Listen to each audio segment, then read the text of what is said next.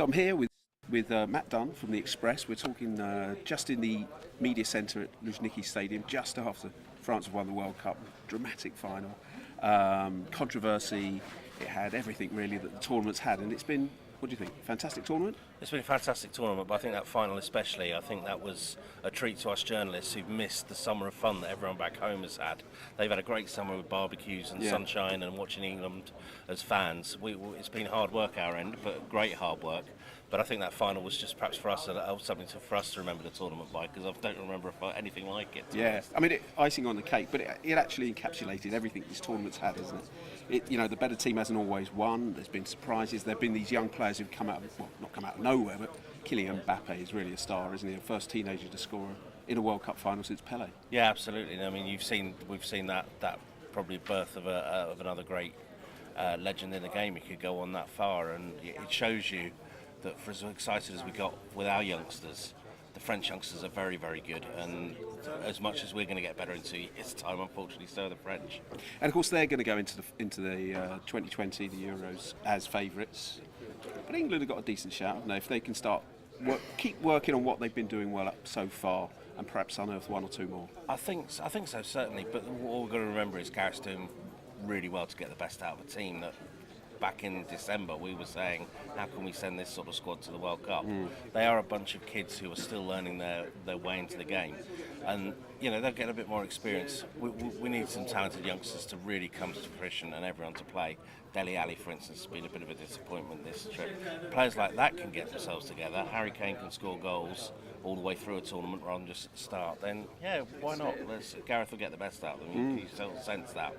And just in terms of the tournament and Russia, because I think there were a lot of concerns, maybe a lot of England fans didn't travel because they were concerned about what Russia was going to be like, maybe a lot of other European fans. But it's been, from our point of view, how have you found it?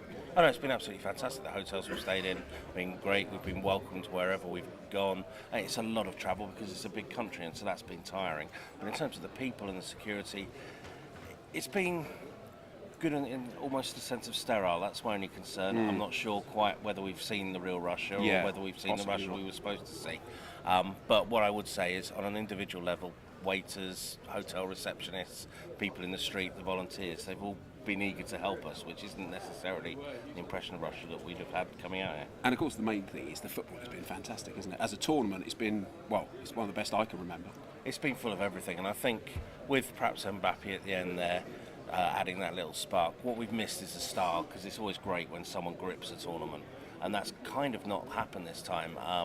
Modric has done it by being the ultimate team player, but I think we saw elements of that, and perhaps that's a sign that the game's changing. It's arguably Ronaldo's last World Cup and Messi's, and perhaps this is going to be the era of the great teams rather than the great individuals. Well, that's exactly what Didier Deschamps just said in there. It's all about the team, it's not about the individuals. Griezmann said the same. It seems to be a mantra that a lot of players are adopting now. It's not so much about them, the individual, it's a team game, and maybe that's a good thing that we're getting back to that. Yeah, I think so, and what's people have got to rethink, the ones who've relied on their stars have got to think, actually these smaller teams are getting better at organising systems that can stop individual players.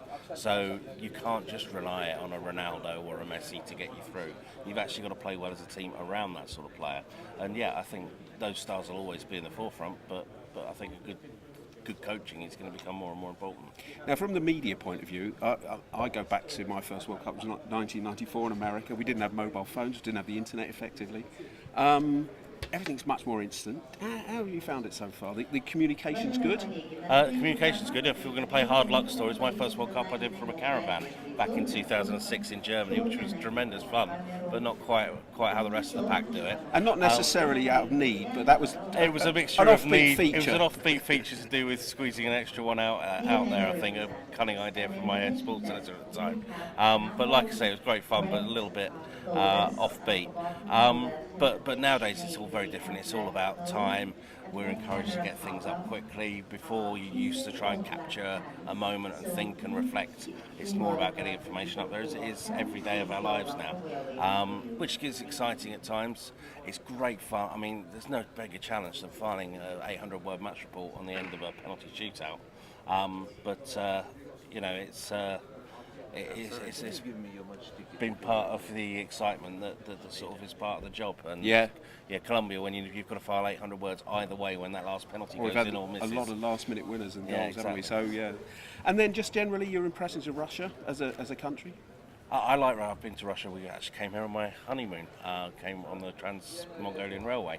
Loved it then. I've spent many football trips to Moscow, especially in other cities. So it's been no surprise to me. It was interesting to see it more in a party mood than I've ever seen it before. Yeah.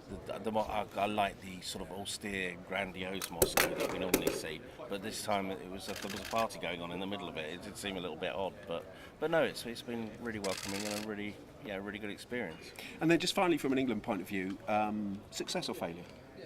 Oh, overwhelming success compared to what we thought coming into this tournament, where we'd be and how soon we'd be going home and everything else.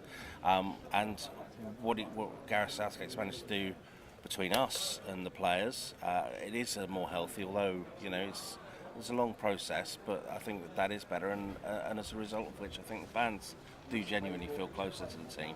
And the whole thing's just healthier about, we all want England to win and do well, regardless of what everyone thinks. We are all England fans at heart, and I think that's been reflected more this summer, and hopefully it's a sign of a more positive relationship going forward. Brilliant. Matt, thanks very much, and it's been a blast, isn't it? It's been fantastic, yeah, let's not pretend otherwise. Brilliant, thanks. Cheers, Jerry.